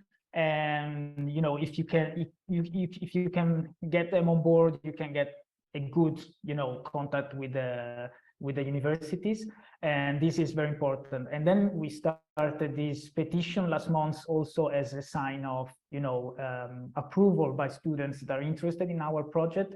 And the interesting thing we did on our website with this university we're also asking students who signed the petition, where some of them maybe are not students, are just our supporters and going there to sign, but they can choose which university they're from a list we made. And so now we have an idea of how many students have signed from which university. And then in our second stage, we'll be going to these universities with, saying, let's say 1,000 students from your city or your university have signed our petition. So it will be used as a second step. And so it's very good. And we also launched a way after the petition to directly write an email to the sustainability office of your university. But we blocked it after just 24 hours because they were receiving so many emails and they were starting to complain. So, and then we sent the kind of, we're sorry for the inconvenience, but you saw that there was a big interest in the issue, so because you received a lot of emails. And as for the question, I saw there was also, you're wondering on how many vegetarian or vegan meals, what percentage. The reason we're asking for 50% is that, of course, we would like to ask for a fully plant-based meal, but as you can imagine, it's in every country, probably here, even more would create some tensions or some opposition. So 50% is still a good result. And the good thing about it is it allows people to choose, you have a fully traditional meal course from first starter, first, second, and then you have a fully plant-based, menu from starter to first, second, and even dessert. And so what we talk about is, as Nuno said before, giving students and workers in companies the right to choose whatever they can, having the right to follow whatever dietary choice they have or dietary restriction they have. And one other thing about plant-based, it's what we found out is in some companies we had the people that were more happy about our menus were the lactose intolerance, which said, finally, we can eat at the canteen and we can even have the dessert. And for them, it was a dream. So we have to use this as a kind of, you do 50% for who wants to follow the tradition, 50% for who wants to eat plant-based. And I think this is, for us, it works well. I hope I answered your question. Great, that's really extensive. Thank you very much. So just we'll move over to Nuno, if that's okay. So Stephanie asks about dealing with the challenge to do an impact measurement with the law that's been passed. Is there any way of measuring the impact of your 2017 legislation? Yes, there is a way to measure the reports. Official reports from government are the best way for now. We had one coming out in 2018 that stated that at the time the percentage of plant-based meals in all institutions and in schools, it was quite low, just about 1% of all meals served were plant-based. In universities, social services and hospitals had much better percentages, around 10 or 15% of all meals were plant-based. But that report was from 2018, and now we're waiting for a new one that should be coming out this year, hopefully. And I think that's just the best way to gauge how efficient the law is in bringing plant-based meals into public institutions. But we are aware that, for example, in schools, where the rule is that the meals are provided based on previous requirements, so they are not openly available.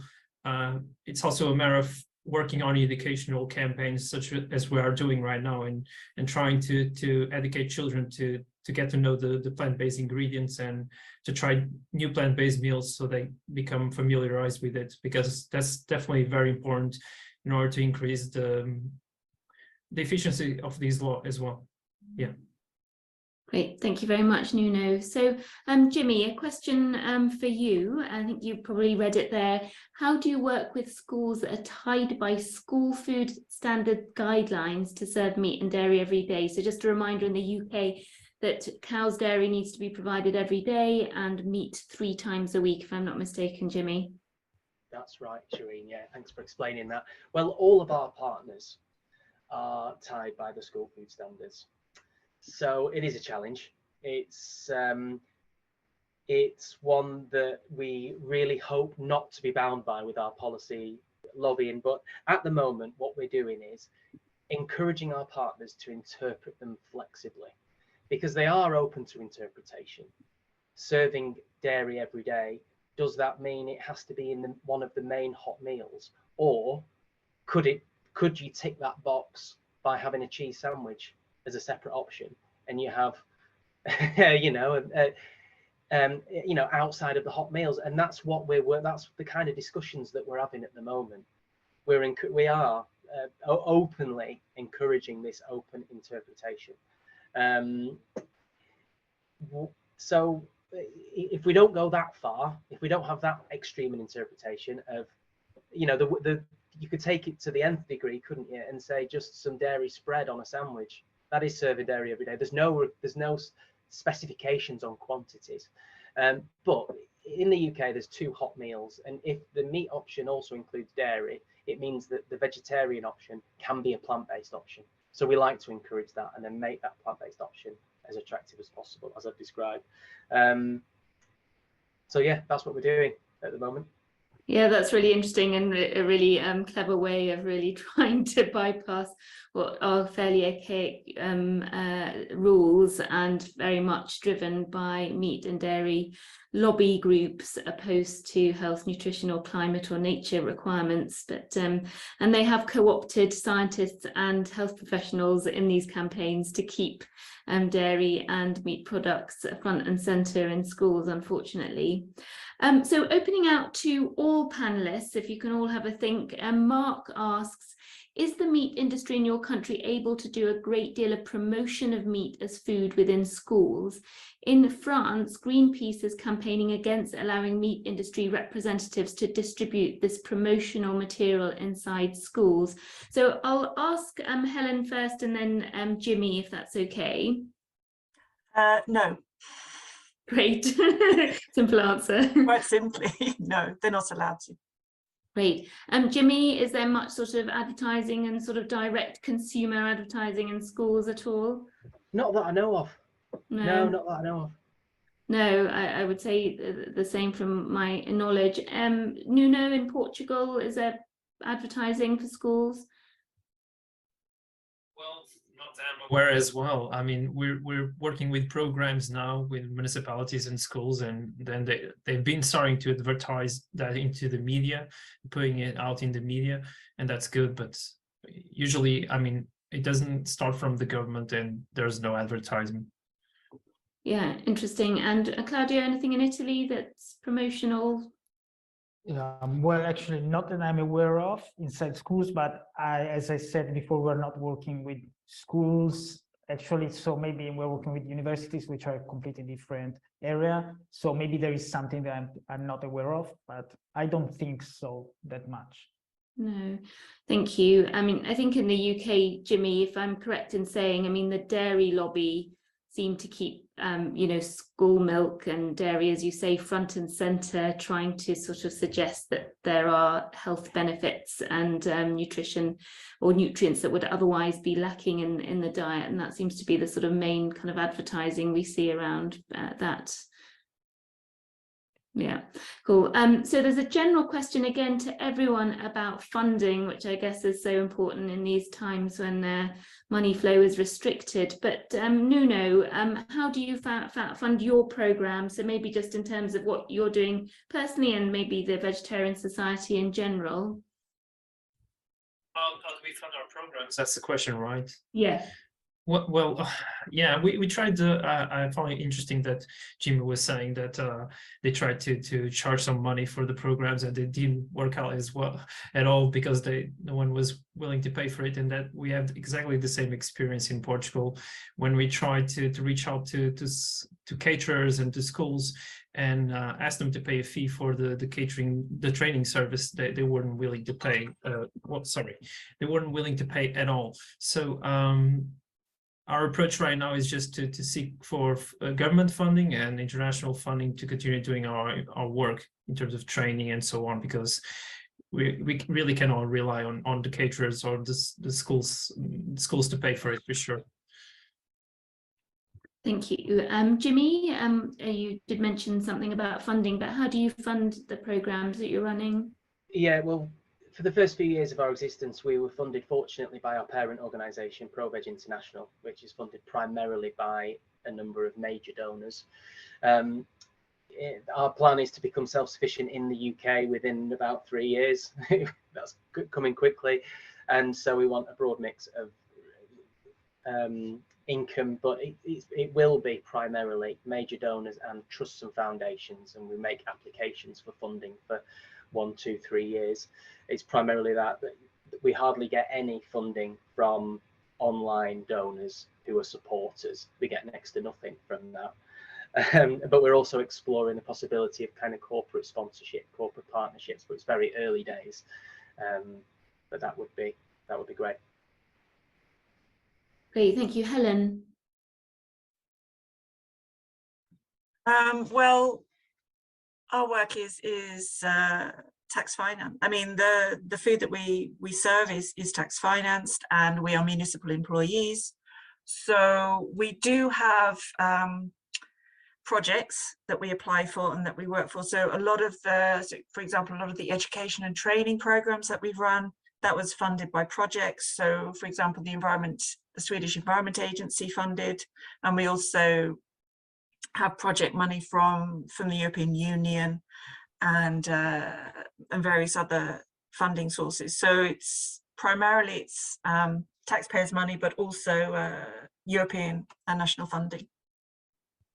Great, thank you. And Claudio?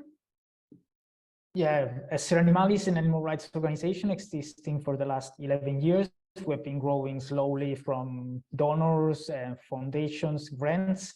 And then we started a few years ago using parts of our budget also to start this food policy work, and which I agree also we do not get many. When we try to do some crowdfunding for this kind of projects, we get less money than for more animal related programs. But we have also a major donor that is very interested in this kind of projects. And so it's funding part of our MenoPerPiù program. And also about the pricing, we do all the work with universities for free, and we do all the trainings, like the educational part of our trainings and webinars and everything is for free. And there is a optional donation, and some companies also made the donation just for the online or in-person educational part. And for companies, we charge some money for the chef training and the kitchen training. Actually, we started giving it for free, and then when we started working with this professional chef, he insisted that we make it on payment, because he says it looks much more professional, it looks much more, it works better with companies, and we don't have actually any problem, especially with companies, to let them pay. Of course, I understand with municipalities or schools, it's different, and it's the same reason why we do it for free for universities. So a part of our project is also self-funded by the companies we're working for. Yeah, great, thank you. And Siska, from your point of view, are there any funding streams via the EAPF or other organisations that you know that other people listening could tap into? You're muted, Siska. Our own organization, EAPF, is only funded through membership, so there's very limited resources. So no, so I would advise also to look into the European programs if there's possibility to have some European funding under the different, and then probably also national funding. But from EAPF, we do not sponsor such event, but of course we support all our members in these activities, and we gladly take all these very nice examples up to the European Commission and the Parliament, because I think that it is key to get them much better known at that level. So, but from our part, I would suggest European funding schemes. Great, thank you very much. So another question to everyone that I can perhaps kick off with, but how often do you find professional nutritionists arguing that a plant-based diet will not provide children and young people with adequate nutrition? Are these arguments reflected in government guidelines relating to school nutrition? I mean, sadly, it's not just with school nutrition. I find in my workplace in the hospital, adult nutritionists and dietitians are still quite wedded to animal sources of protein and calories, actually. But let's ask Helen in Sweden, do you have any pushback from nutritionist dietitians worrying about nutritional adequacy in children? Not in the schools. I can't speak with any authority about anywhere else, but we have dietitians working for the school restaurants. So they assist primarily with ensuring that children with allergies and intolerances get the correct sort of food in the schools, but they also assist those planning the menus, that the meals are nutritionally balanced. And no, we have no problem. They are very positive and on board with it. And it has actually helped that the nutritional recommendations that we have in place, the Swedish recommendations, are built upon the Nordic nutritional guidelines. And they changed about 10 years ago, and it used to be very rigid, that similar to what you're talking about in the UK, that you eat sausages once a week and you have to have this much of that and that much of that. Now it's a lot more fluid and guidelines, and just more vegetables, less meat, focusing on what's good for health. So it's a lot easier for people to follow those. If they follow those, then they will eat less meat. So there is less focus on meat as being an important part of the diet. Yeah, thank you. And it's interesting, isn't it, Jimmy, that here in the UK, the British Dietetic Association clearly state that plant-based diets are appropriate for all ages and stages of life. So there's no sort of dispute or conflict there. But when it comes down to individual schools or nutritionists or dietitians, there may be some disagreement or conflict, or even with parents, to be honest. What sort of response have you had, Jimmy? No pushback really from nutritionists.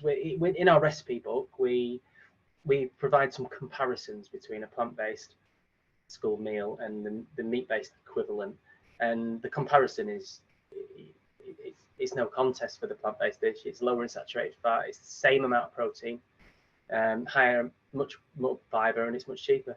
But the narrative really is about sustainability in UK schools. It's not really about health. So most of the conversation is about the climate footprint of the things. Parents is an interesting one. Somebody asked the question about parents. I'll just touch on that. We've structured our services in such a way to really limit the risk of parents being upset. It's because the menu changes are subtle, and sometimes the children don't even realise they're eating more plant-based food. We make sure that there's no real announcements to parents, so that they don't really know about it. Because we learned from one mistake very early on when we worked with one local authority that decided to consult with a number of parents in a region. We thought, yeah, why not? Let's give this a go.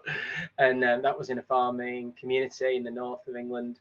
And you've never seen an angry response like it. In fact, there were farmers turning up on tractors outside the council building with protesting with placards, and this was just at the idea of introducing a few new options, options, not mandatory plant-based food. So we learned from that, and we do things in a more subtle way.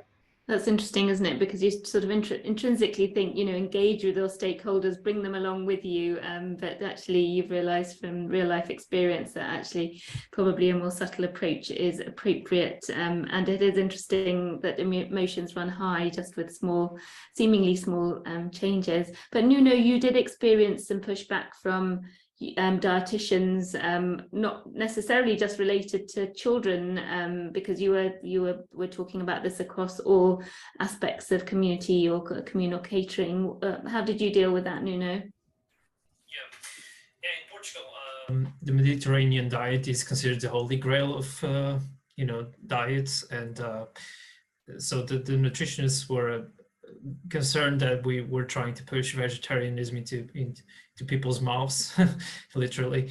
And yeah, the way we dealt with it was just to prepare a statement that was that several dietitians who work with us were on that project working on it, and then we basically sent that statement to all of the MPs that were relevant to our intervention. All political parties received that statement, and we're confident that the MPs would realize that the plant-based diet was perfectly appropriate to all life stages, including for children. Actually, the Portuguese government issued, they published a guideline some years ago in 2015, similar to other guidelines from the UK, US, and so on, that recognizes exactly that plant-based diets are appropriate to all people, regardless of their age or the life cycle they are in. So yeah, but also I found it really interesting that Jimmy was talking about making it as subtle as possible. And I actually have a question for Jimmy next. If he is aware of any parents who felt somehow fooled or by this sort of intervention, because our approach is also to involve the parents as stakeholders, which we feel are really important, obviously. So that in a sense we feel like they agree with the intervention or are on pair with it, and most parents are, but some of them have been pushing back for sure. And there is at least one municipality that we are working with in Portugal that there was so much pushback from the parents that they decided to go back and stop providing a plant-based meal for all children once per week, because that was the only option during the weekday. So do you think it's more effective to actually, I wouldn't say lie, but to disguise it and not be straightforward with the parents about the changes? Well, it has been for us. Although some context, we're a very small team of 3 people with only 2 people working on the programme. So we're limited in capacity, and it's with that in mind that we're focusing on impact. If indeed we had somebody whose responsibility was education manager, then I think we would really consider a much broader scope of our intervention. You know, ideally everyone's on board, but with the limited capacity we have, this is just the option that we chose. Also, we are led and guided by our partners who have said, can we just not really tell many people about this? We don't even want to go to media. Can we just do it? And so we go, okay. But some parents have been unhappy and gone to the local newspaper in their region, and that's not ideal. But how we respond to that is we get in touch with the newspaper and do a piece in response, and we get interviewed by the journalist. So we've done that 3 or 4 times. Yeah, good question, Nuno. Thank you. Great, thank you. Some useful insights there. So I note that we're at beyond 5 o'clock, and we will be coming to an end shortly. Apologies, some of the presentations took a little bit longer than expected, but I'll take the final question from the Q&A, which is from Richard, who I know is from the UK. Would like to ask, what would a campaign that foregrounded veganism and animal ethics look like? Would it inherently be disastrous? And I will start with you, Claudio, because you come from a predominantly animal rights background. You know, how could you see bringing together veganism with our desire to change menus? Well, it's of course I come from this background. I would like it to be effective if it was just based on ethics and animal rights, but unfortunately it depends also on who we are speaking with. But if we are going to, for example, a company producing whatever, now we're working with train building companies changing their canteens, they actually do not care about the animals. Maybe you find the one, you're lucky, where the board of directors are, you know, animal lovers, but it's much more easy now in the situation in the last years when sustainability has become one of the, you know, the factors, predominant factors for, you know, talked about in companies. and in the economical system, it's much more easy to talk about, you know, the effect on climate change and sustainability of food, and how the food they're serving in the canteens is never taken into account when they do their sustainability report. So this is the main thing we try to focus on, and I'm quite sure we'll then get the same results. We will then get into companies with the ethically animal rights and you know, properly vegan campaign. Yeah, no, I mean, I share your frustrations there from the health sector as well. Sadly, health professionals are also not interested in the animal side of things. I mean, Nuno, what was your experience, obviously coming from the Vegetarian Society? Nuno? Oh. Sorry, can you repeat the question? Yeah, no, it was asking about what would a campaign that foregrounded veganism and animal ethics look like? Would it inherently be disastrous? So do you think you could have achieved what you've done by centering the animals in your campaign? Or I mean, you told us you purposely didn't, but what if you did? Would you have achieved the desired outcome?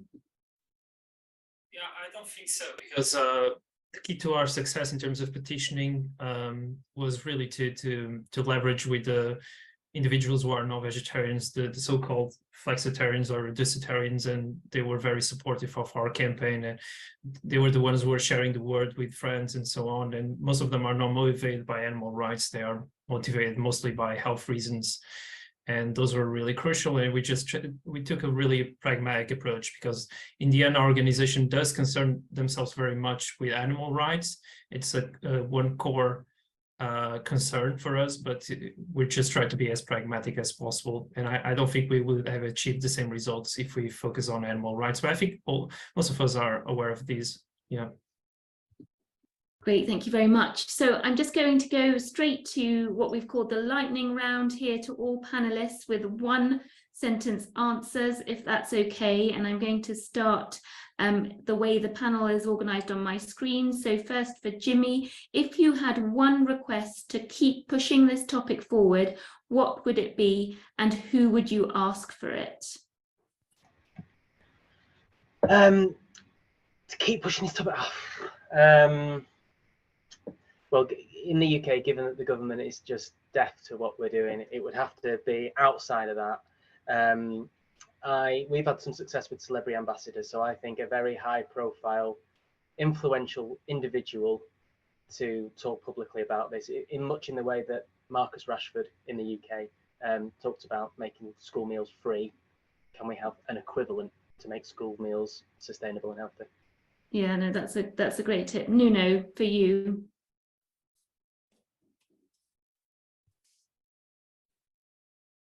Me. Sorry, I had it on mute. Yeah.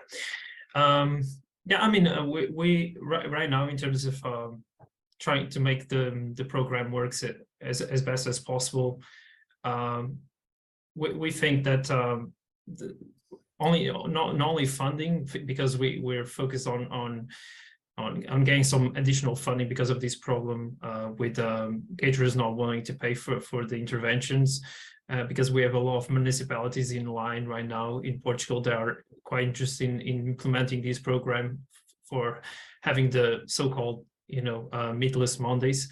And we're very hopeful for this program. But actually, I think I learned a lot from today, from this webinar, and I think from many insights from you, and especially from what Jimmy was talking about in terms of trying to be as subtle as possible in terms of intervention, because I think that's what has been failing in our work, and we definitely need to tweak some things in order to be more effective in the future. Yeah, that's it. Yeah, great, thank you. Claudio, any final sentence on this? Yeah, of course, if I have to dream, because it's this kind of question, what would you like? It's I would like to have the Minister of Health approving new dietary guidelines in Italy, and so starting a ripple effect with changes also in all the public canteens. But at the moment, as we're in a situation maybe worse than the English one, and so it will be very difficult. But this is one big thing that we would like to see some work being done. Maybe not directly by us, but we are discussing it with some health, plant-based professionals, and maybe hopefully we can have some change on that too in Italy. Great, thank you. Helen, one sentence. Yeah, one sentence, gosh, there's so many things. I think probably if we could work more together in the municipality, because the school system has got a really good central system, but when it comes to preschools and elderly care, they're very diverse, and I would really love to be able to bring everything together so that we could gain momentum in our work and be able to make change across the board. That's great, thank you. And Siska, any final last sentence of your wishes or desires for moving this movement forward? Yeah, definitely. I think to move this movement forward for us, it would be key to be successful in having mandatory criteria on minimum requirements on plant-based foods, but in a directive. There's not just in a guidance. And I think we have a good opportunity now with a new initiative under the Sustainable Food System Framework, where they will set principles and criteria for all other regulations. And one of the ideas that they are currently proposing and testing with the stakeholders is really as a pool measure is public procurement. So I think this is a key opportunity to try to have it in the legislation at European level, which will then be translated nationally and which will definitely facilitate. But in order to be successful, I think there's need for a lot of advocacy. And one thing which is missing still in Europe, and which is key for all the activities to promote plant-based foods, is the European Union to have a vision and to have set targets in the transition towards plant-based, because this will facilitate and all the other regulations which need to be adapted. So that would be my wish, that there is a clear vision in Europe on the transition with clear, measurable and time-bound targets, like they did for the energy transition. They should do it for the sustainable food system transition with clear targets. So that would be my my advice and my hope, and that's what we as ERPF are trying to work towards. Wonderful, thank you. That's really been a very useful discussion. So really it just leaves me to make some closing remarks. I've written down just a list of key learning from all of you. Very briefly, I think it's important, you know, that we've learned that communal catering really is a powerful lever in this change that we require in the food system. Everyone has said that language is important, and so whether we agree with it or not, we really need to use language that's supported by the masses rather than just the vegan movement. Climate is a driver, and talking about sustainability seems to have brought along some successes. All of you that are doing civil society actions and projects have clearly shown how powerful they can be, even if government, like in the UK, are never going to support at the level that we require it to, and that this transition can be cost effective. I mean, that's been quite eye-opening to me, that actually there's cost savings to be made here. But education is key at all levels of stakeholders, and including healthcare professionals. And for me, I mean, I think we need to make it clear that these are universal meals that can be free of allergens, that, you know, are relevant to everyone, can be chosen by everyone. And of course, certainly in the UK, we need to be culturally and aware of traditional sort of diet patterns as well. So a huge thank you to all our panelists who've been so informative and generous with their time and expertise today. A thank you to the German Federal Ministry for the Environment, Nature Conservation, Nuclear Safety and Consumer Protection. Gosh, that's a large name there, for their funding of this. And of course, you, the audience, of many of you have stayed right to the end. So just thinking about what's coming next from PlantEurope, this recording will be uploaded shortly and popped onto the website and on our YouTube channel. And there'll be a small member event coming up called Ask a Researcher. And this is going to be free, but you do require to be registered as a member free of charge in order to participate. So do have a look on the website, and I'm sure somebody's just popping that link into the chat. You can join the PlantEurope online community to network with each other, and do also register for the newsletter to keep up to date. The next panel discussion will be held in May of 2023, with more information coming soon on our website and in the newsletter. And of course, if you've got any suggestions for topics related to the transition of the European countries to more plant-based diets, then please do complete the survey that will be coming up in your browser very shortly.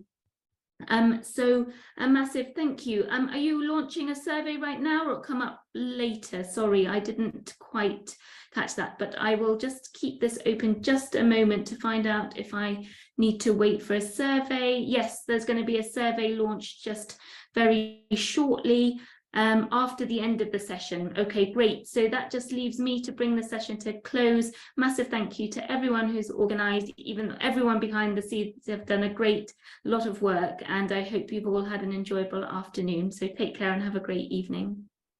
Thank you. Thank you. Thank you so much.